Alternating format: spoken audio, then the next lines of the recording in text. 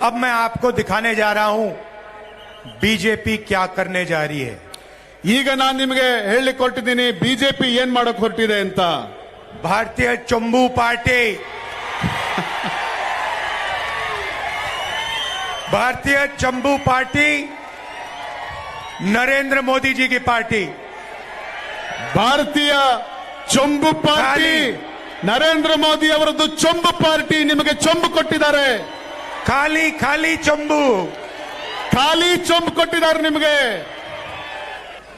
ये चुनाव लोकतंत्र को और संविधान को बचाने का चुनाव है। ಈ ಚುನಾವಣೆ ಲೋಕತಂತ್ರವನ್ನ ಮತ್ತು ಸಂವಿಧಾನವನ್ನ ರಕ್ಷಣೆ ಮಾಡೋದಕ್ಕಾಗಿ ನಡೀತಾ ಇರುವಂತ ಚುನಾವಣೆ।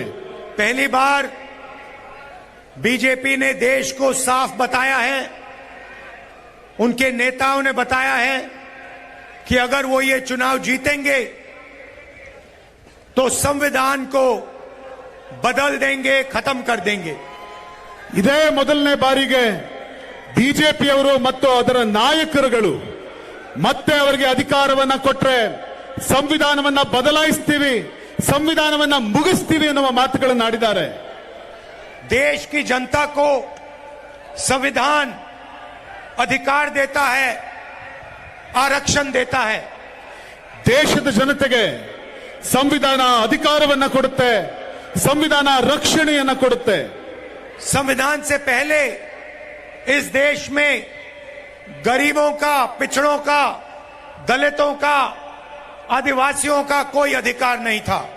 ಸಂವಿಧಾನ ಬರೋದಕ್ಕಿಂತ ಮುಂಚೆ ಈ ದೇಶದಲ್ಲಿ ಹಿಂದುಳಿದ ವರ್ಗದವರಿಗೆ, ದಲಿತರಿಗೆ, ಆದಿವಾಸಿಗಳಿಗೆ, ದುರ್ಬಲರಿಗೆ ಯಾವ ಅಧಿಕಾರವೂ ಕೂಡ ಇರಲಿಲ್ಲ।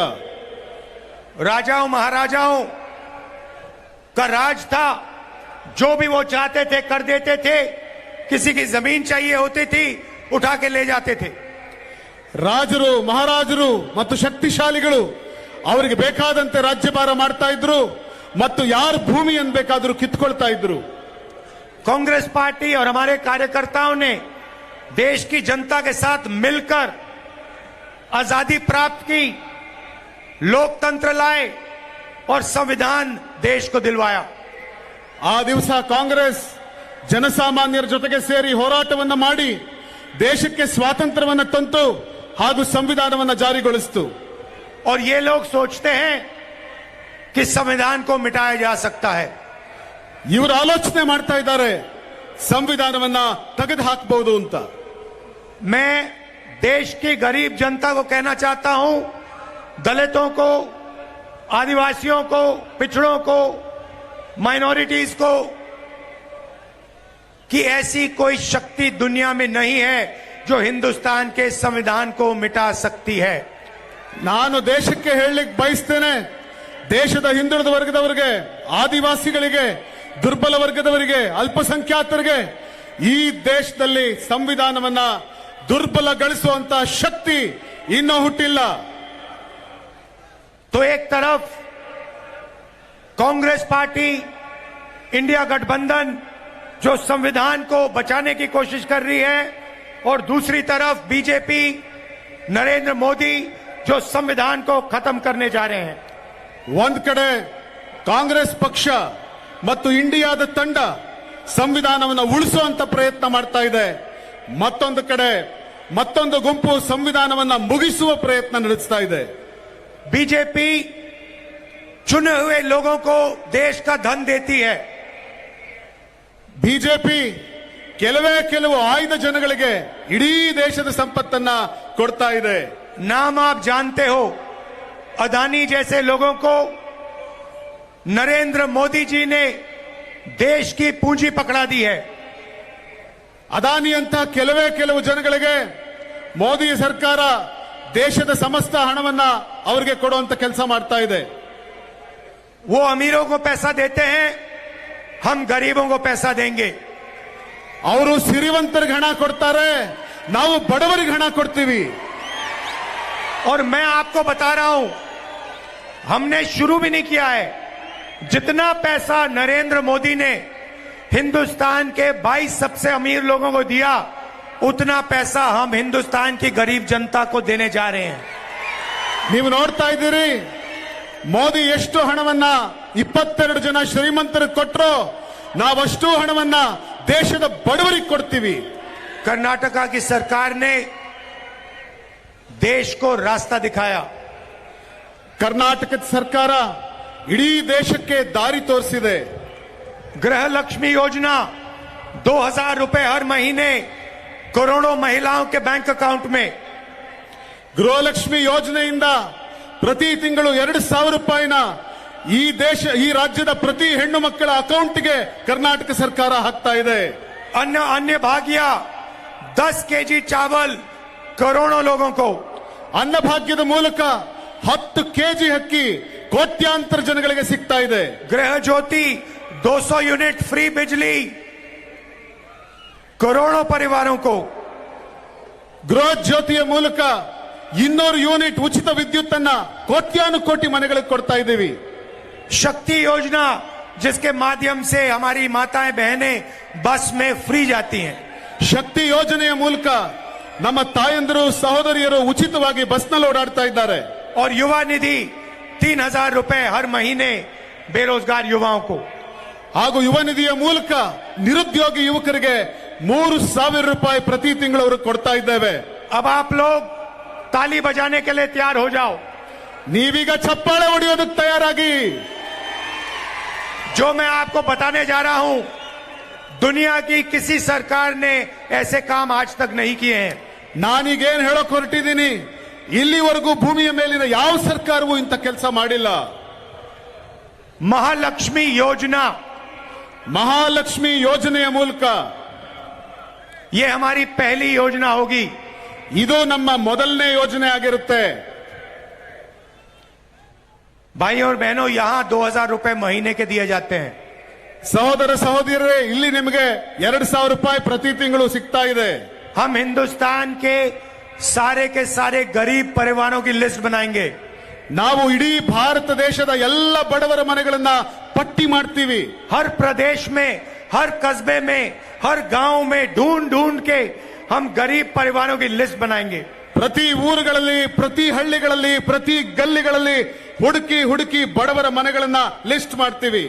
उसमें किसानों के परिवार होंगे, मजदूरों के परिवार होंगे, छोटे कारीगर के परिवार होंगे। ಅದರಲ್ಲಿ ರೈತರ ಮನೆ ಆಗುತ್ತೆ, ಕೂಲಿ ಕಾರ್ಮಿಕರ ಮನೆ ಆಗುತ್ತೆ, ಬಡವರ ಮನೆ ಆಗುತ್ತೆ। लिस्ट में से हर परिवार में एक महिला चुनी जाएगी। ಆ ಲಿಸ್ಟ್ ನಲ್ಲಿ ಪ್ರತಿ ಬಡ ಕುಟುಂಬದ ಒಬ್ಬ ಮಹಿಳೆಯನ್ನು ಆಯ್ಕೆ ಮಾಡ್ತೀವಿ। और उस महिला के बैंक अकाउंट में हर साल इंडिया की सरकार 1 लाख रुपया डाल देगी।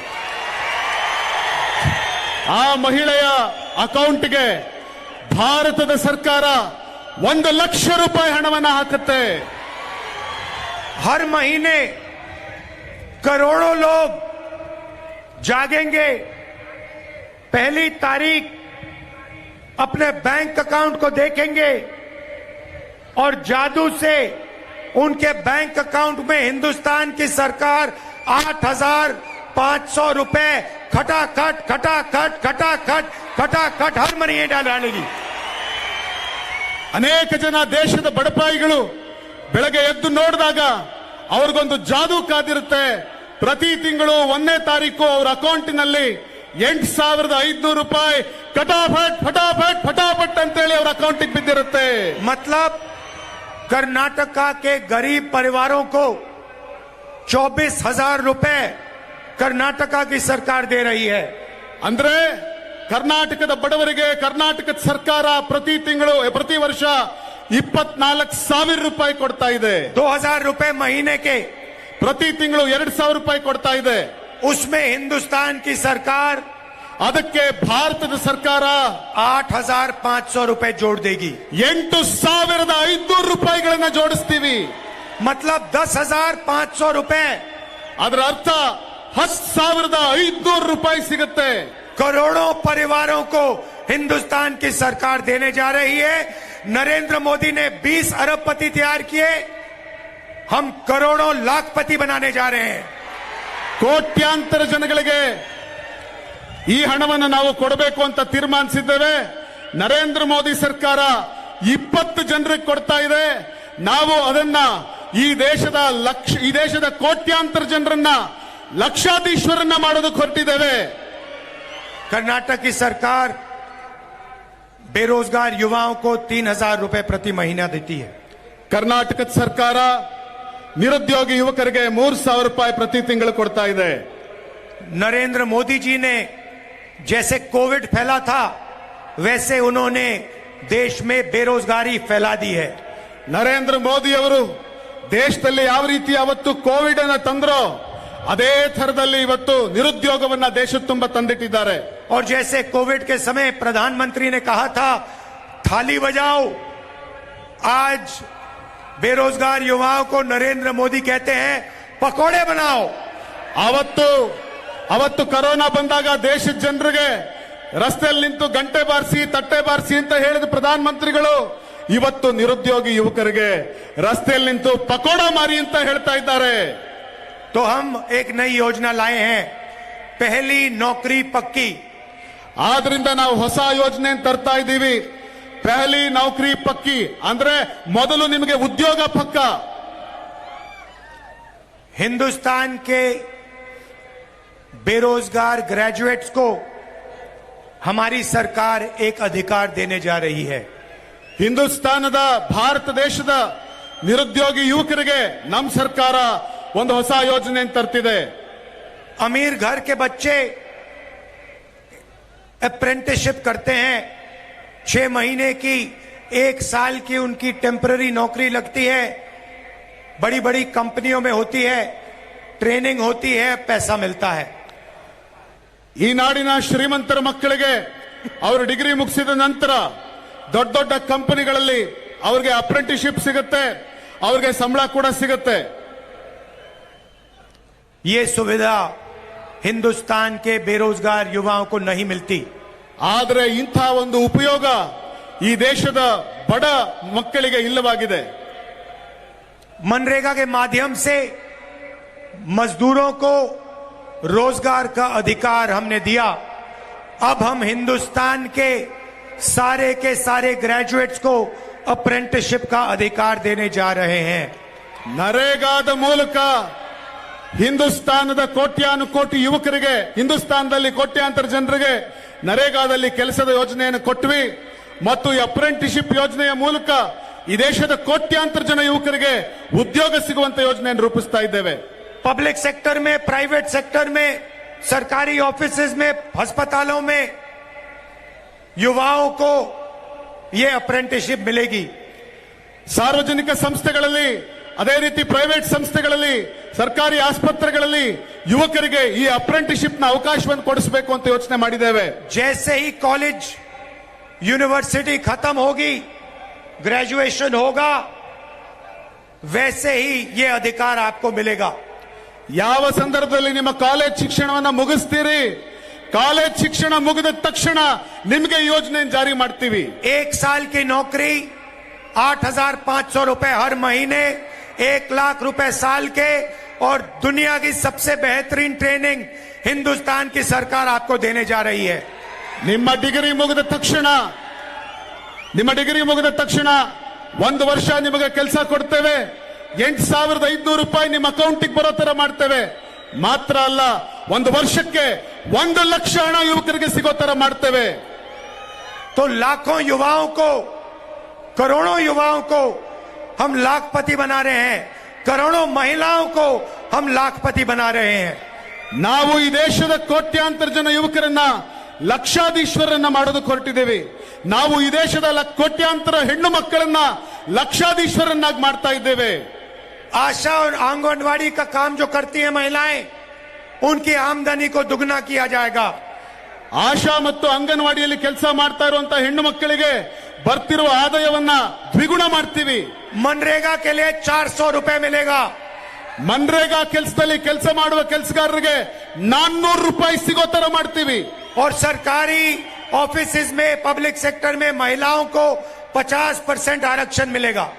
ಸರ್ಕಾರಿ ಕಚೇರಿಗಳಲ್ಲಿ ಮತ್ತು ಅನೇಕ ಕಚೇರಿಗಳಲ್ಲಿ ಮಹಿಳೆಯರಿಗೆ 50% ರಿಸರ್ವೇಶನ್ ಸಿಗೋ ತರ ಮಾಡ್ತೇವೆ. तो ये सब हम कर्नाटक के लिए और बाकी प्रदेशों के लिए करने जा रहे हैं. ಇದೆಲ್ಲವನ್ನು ಕೂಡ ನಾವು ಕರ್ನಾಟಕಕ್ಕಾಗಿ ಹಾಗೂ ಬೇರೆ ಪ್ರದೇಶಗಳಿಗಾಗಿ ಮಾಡ್ತಾ ಇದ್ದೇವೆ. अब मैंने आपको बताया कि कांग्रेस पार्टी आपके लिए क्या करने जा रही है. किसानों के बारे में दो चीजें कहना चाहता हूं. ನಾನೀಗ ನಿಮಗೆ ಕಾಂಗ್ರೆಸ್ ಪಾರ್ಟಿ ಏನ್ ಮಾಡಕ್ ಹೊರಟಿದೆ ಅಂತ ಹೇಳಿದೆ, ಹಾಗೆ ನಾವು ರೈತರಿಗಾಗಿ ಏನ್ ಮಾಡಬೇಕು ಅಂತಿದ್ದೀವಿ ಅದನ್ನು ಹೇಳ್ತೇನೆ. यहाँ पे हमारे किसान भाई बहुत सारे दिख रहे हैं. ನನ್ನ ಕಣ್ಣು ಮುಂದೆ ಅನೇಕ ಜನ ರೈತರು ಕಾಣಿಸ್ತಾ ಇದ್ದಾರೆ. नरेंद्र मोदी ने अरबपतियों का 16 लाख करोड़ रुपए कर्जा माफ किया. मतलब 25 साल का मनरेगा का पैसा नरेंद्र मोदी ने 20-25 लोगों को दिया है. ನರೇಂದ್ರ ಮೋದಿ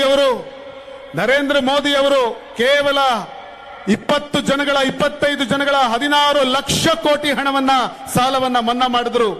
ಆ ಮೂಲಕ ಅವರು ಈ ದೇಶಕ್ಕೆ ಅನ್ಯಾಯವನ್ನು ಮಾಡಿದ್ರು. इसीलिए हमारी सरकार हिंदुस्तान के सारे किसानों का कर्जा माफ करने जा रही है. ಆದ್ರಿಂದ ನಮ್ಮ ಸರ್ಕಾರ ಅಧಿಕಾರಕ್ಕೆ ಬಂದ ಕೂಡಲೇ ಈ ದೇಶದ ಎಲ್ಲಾ ರೈತರ ಸಾಲವನ್ನ ಮನ್ನಾ ಮಾಡಬೇಕು ಅಂತ ತೀರ್ಮಾನ ಮಾಡಿದ್ದೇವೆ. और आपको किसानों को सही दाम दिलवाने के लिए लीगली गारंटीड एमएसपी मिलेगी. ರೈತರಿಗೆ ತಾವು ಬೆಳೆದಂತ ಬೆಳೆಗಳಿಗೆ ಸರಿಯಾದ ಬೆಲೆ ಸಿಗಬೇಕು ಅನ್ನೋ ಕಾರಣಕ್ಕೋಸ್ಕರ ನ್ಯಾಯಯುತವಾದಂತ ಎಂಎಸ್ಪಿ ಅನ್ನು ಕೂಡ ಜಾರಿ ಮಾಡ್ತೇವೆ. तो ये हम किसानों के लिए कर रहे हैं, मजदूरों के लिए कर रहे हैं, बेरोजगार युवाओं के लिए कर रहे हैं, ಇದನ್ನೆಲ್ಲ ನಾವು महिलाओं के लिए कर रहे हैं. ಇದನ್ನೆಲ್ಲವನ್ನು ಕೂಡ ನಾವು ರೈತರಿಗಾಗಿ ಮಾಡ್ತಾ ಇದ್ದೀವಿ, ಕಾರ್ಮಿಕರಿಗಾಗಿ ಮಾಡ್ತಾ ಇದ್ದೀವಿ, ನಿರುದ್ಯೋಗಿ ಯುವಕರಿಗಾಗಿ ಮಾಡ್ತಾ ಇದ್ದೀವಿ, ಮಹಿಳೆಯರಿಗಾಗಿ ಮಾಡ್ತಾ ಇದ್ದೀವಿ. अग्निवीर योजना ने करोड़ों युवाओं को चोट पहुंचाई. अग्निवीर योजना को हम रद्द कर देंगे, खत्म कर देंगे, उठा के फेंक देंगे. ಅಗ್ನಿವೀರ್ ಅನ್ನುವ ಯೋಜನೆಯ ಮೂಲಕ ಕೋಟ್ಯಾಂತರ ಜನ ಯುವಕರ ಕನಸಿಗೆ ತಣ್ಣೀರು ಎರಚಿರುವಂತಹ ಯೋಜನೆಯನ್ನ ನಾವು ಖತಮ್ ಮಾಡ್ತೀವಿ, ಆ ಯೋಜನೆಯನ್ನು ಮುಗಿಸ್ತೀವಿ, ಆ ಯೋಜನೆಯನ್ನು ತೆಗೆದು ಹಾಕ್ತೀವಿ. और ये जो गलत जीएसटी बीजेपी ने लागू की है, 5 अलग अलग टैक्स, किसानों पर टैक्स, गरीबों पर टैक्स, जीएसटी को हम बदल देंगे, सिंपल जीएसटी बना देंगे, गरीबों की जीएसटी बना देंगे. ಇವತ್ತು ಈ ಜಿಎಸ್ಟಿಯನ್ನ ಜಾರಿಗೊಳಿಸೋದ್ರ ಮೂಲಕ 5 ರೀತಿಯ ವಿವಿಧ ಜಿಎಸ್ಟಿಗಳನ್ನ ಹಾಕಿ ರೈತರ ಮೇಲೆ ಜಿಎಸ್ಟಿ, ಬಡವರ ಮೇಲೆ ಜಿಎಸ್ಟಿ ಹಾಕಿ ಏನಿವರು ಸುಲಿಗೆ ಮಾಡ್ತಾ ಇದ್ದಾರೆ, ನಾವಿದನ್ನ ಸರಳ ಮಾಡ್ತೀವಿ. ಈ ಜಿಎಸ್ಟಿನ ಮತ್ತಷ್ಟು ಸರಳಗೊಳಿಸಿ ರೈತರ ಬದುಕನ್ನ, ಬಡವರ ಬದುಕನ್ನ ಹಸನಾಗಿಸ್ತೇವೆ. अब कांग्रेस पार्टी क्या करने जा रही है, मैंने आपको बताया. ಕಾಂಗ್ರೆಸ್ ಸರ್ಕಾರ, ಕಾಂಗ್ರೆಸ್ ಪಕ್ಷ ಏನ್ ಮಾಡಕ್ ಹೊರಟಿದೆ ಅಂತ ನಾನು ನಿಮ್ಗೆ ಹೇಳಿದೆ. अब मैं आपको दिखाने जा रहा हूं बीजेपी क्या करने जा रही है. ಈಗ ನಾನು ನಿಮಗೆ ಹೇಳಲಿಕ್ಕೆ ಹೊರಟಿದ್ದೀನಿ ಬಿಜೆಪಿ ಏನ್ ಮಾಡಕ್ ಹೊರಟಿದೆ ಅಂತ. भारतीय चंबू पार्टी भारतीय चंबू पार्टी नरेंद्र मोदी जी की पार्टी. ಭಾರತೀಯ ಚೊಂಬು ಪಾರ್ಟಿ ನರೇಂದ್ರ ಮೋದಿ ಅವರದ್ದು ಚೊಂಬು ಪಾರ್ಟಿ ನಿಮಗೆ ಚೊಂಬು ಕೊಟ್ಟಿದ್ದಾರೆ. खाली खाली चंबू, ಖಾಲಿ ಚೊಂಬು ಕೊಟ್ಟಿದ್ದಾರೆ ನಿಮಗೆ. कर्नाटक का 100 रुपए देता है हिंदुस्तान को, आपको 13 रुपए वापस मिलते हैं. ಕರ್ನಾಟಕ ದೇಶಕ್ಕೆ 100 ರೂಪಾಯಿ ಕೊಟ್ರೆ ನಮಗೆ ವಾಪಸ್ ಬರೀ 13 ರೂಪಾಯಿ ಸಿಗ್ತಾ ಇದೆ ನಿಮಗೆ. ड्राउट रिलीफ के लिए आपको 18,000 करोड़ रुपए देना था, खाली चंबू दिया. ಬರ ಪರಿಹಾರಕ್ಕೋಸ್ಕರ ನಿಮಗೆ 18,000 ಕೋಟಿ ಕೊಡಬೇಕಾಗಿತ್ತು, ಆದ್ರೆ ಅವರು ಕೊಟ್ಟಿದ್ದು ಖಾಲಿ ಚೊಂಬು. फाइनेंस कमीशन 60,000 करोड़ रुपए नहीं दिए. ಫೈನಾನ್ಸ್ ಕಮಿಷನ್ 7,000 ಕೋಟಿ ಕೊಡಲಿಲ್ಲ. सिर्फ खाली चंबू, भारतीय चंबू पार्टी ನಿಮಗೆ ಕೊಟ್ಟಿದ್ದು ಖಾಲಿ ಚೊಂಬು, ಅದು ಭಾರತೀಯ ಚೊಂಬು ಪಾರ್ಟಿ. तो भाइयों और बहनों, कांग्रेस पार्टी का पूरा समर्थन कीजिए। ಸಹೋದರ ಸಹೋದರಿಯರೇ, ಹೀಗಾಗಿ ನಾನು ನಿಮ್ಮನ್ನು ಕೇಳ್ಕೊತಾ ಇದ್ದೀನಿ, ಕಾಂಗ್ರೆಸ್ ಪಾರ್ಟಿಗೆ ಶಕ್ತಿ ಕೊಡಿ. और आखिरी बात मैं बेल्लारी को कहना चाहता हूं, ನಾನು ಮತ್ತೆ ಬಳ್ಳಾರಿಯ ಜನತೆನ ಕೇಳಬೇಕು ಅಂತ ಬಯಸ್ತೀನಿ. मैं यहां आया था, चुनाव में मैंने आपसे कहा था कि हम 5 गारंटी देंगे, वो हमने पूरी कर दी। ನಾನು ಮುಂಚೆ ಬಂದಿದ್ದಾಗ ನಿಮ್ಮ ಮುಂದೆ ನಿಂತು ನಾವು 5 ಗ್ಯಾರಂಟಿ ಕೊಡ್ತೀವಿ ಅನ್ನೋ ಭರವಸೆಯನ್ನು ಕೊಟ್ಟಿದ್ದೆ. ಆ ಗ್ಯಾರಂಟಿಯನ್ನ ನಿಮಗೆ ಪೂರ್ಣ ಮಾಡಿದ್ದೇವೆ. मैं जो कहता हूं मैं करके दिखा देता हूं। ನಾನು ಏನು ಹೇಳ್ತೀನಿ ಅದನ್ನ ಮಾಡೇ ಮಾಡ್ತೀನಿ. मैंने बेल्लारी से एक और वायदा किया था। ನಾನು ಬಳ್ಳಾರಿಯಲ್ಲಿ ನಿಮ್ಗೆ ಇನ್ನೊಂದು ಮಾತು ಕೊಟ್ಟಿದ್ದೆ. मैंने कहा था कि बेल्लारी को दुनिया का जीन्स कैपिटल बनाया जाएगा। ನಾನು ಹೇಳಿದ್ದೆ, ಬಳ್ಳಾರಿಯನ್ನ ಇಡೀ ಭೂಮಿಯ ಜೀನ್ಸ್ ಕ್ಯಾಪಿಟಲ್ ಮಾಡ್ತೀನಿ ಎನ್ನುವ ಮಾತು ಕೊಟ್ಟಿದ್ದೆ. और ये वायदा हम पूरा करके आपको दिखाने वाले हैं। ಈ ಮಾತನ್ನ ನಾನು ಖಂಡಿತ ನಿಜ ಮಾಡಿ ತೋರಿಸ್ತೇನೆ. यहाँ पे सबसे बेहतरीन अपैरल पार्क बनेगा और जीन्स कैपिटल बेल्लारी बनेगी। ನಾನು ಅತ್ಯಂತ ಸುಂದರವಾದಂತ ಅದ್ಭುತವಾದಂತ ಒಂದು ಜೀನ್ಸ್ ಪಾರ್ಕ್ ಅನ್ನ ಮಾಡಿ ಜೀನ್ಸ್ ಕ್ಯಾಪಿಟಲ್ ಆಗಿ ತೋರಿಸ್ತೇನೆ. इसके बारे में आपको घबराने की कोई जरूरत नहीं है। ಇದಾದ್ಮೇಲೆ ನಿಮ್ಗೆ ನೀವು ಅಂಜಬೇಕಾದ ಯಾವುದೇ ಅವಶ್ಯಕತೆ ಇಲ್ಲ. सिद्धरमैया जी से मैंने बात की है, प्लानिंग चल रही है, आपका काम होगा। ಸಿದ್ದರಾಮಯ್ಯನವರ ಹತ್ರ ನಾನು ಮಾತಾಡಿದ್ದೀನಿ, ಅದರ ಪ್ಲಾನಿಂಗ್ ನಡೀತಾ ಇದೆ, ಈ ಯೋಜನೆ ಜಾರಿಯಾಗೇ ಆಗುತ್ತೆ. आप सबका दिल से बहुत बहुत धन्यवाद। नमस्कार, जय हिंद। ನಿಮ್ಗೆಲ್ರಿಗೂ ಕೂಡ ಹೃದಯದಿಂದ ನಮಸ್ಕಾರ. ಜೈ